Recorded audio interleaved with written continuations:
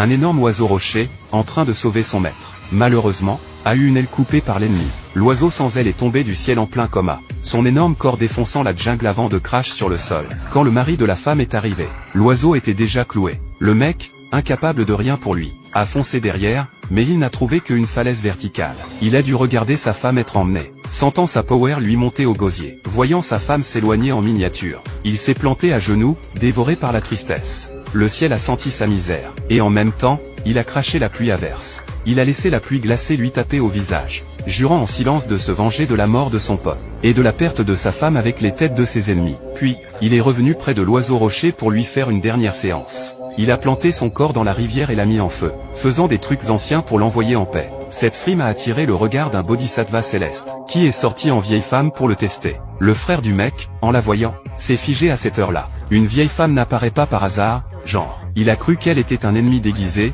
genre James Bond. Mais elle a claqué que sa maison était prête, et qu'elle était venue voir le feu, blabla. Le mec a stoppé son frère qui était impoli, et l'a aidé à se pointer près du feu. Assis comme des potes, la vieille femme, voyant qu'il était poli, lui a tendu un fruit qu'elle avait goûté et trié comme un pro. Il a pris le fruit sans broncher, mais son frère a poussé un « Eh, t'es fou ?» Il l'a ignoré et l'a avalé en un coup. Impressionné par sa grosse tête, la vieille femme a décidé de l'aider. Elle s'est levée, fixant le feu, et boum, son corps s'est désintégré dans la flamme, révélant un bodhisattva en version HD.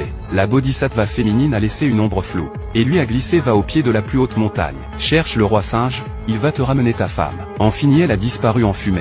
Rama et son pote ont followé les instructions, et sont tombés au pied d'une montagne, où ils ont vu un type chelou assis sous un arbre. Avant de pouvoir lui parler, il leur a lancé une question de dingue. Quand ils ont répondu avec le code secret, il s'est levé en hurlant de joie. Rama a vu sa queue et a compris qu'il était le roi singe du topo. Il s'est approché et l'a étreint comme un long perdu. Le roi singe a pleuré: j'attendais ça depuis 5 siècles, connard. Quand le sceau sur son corps s'est levé, il a été libéré comme un oiseau. Ensuite, il s'est agenouillé en respectant, reconnaissant Rama comme son maître.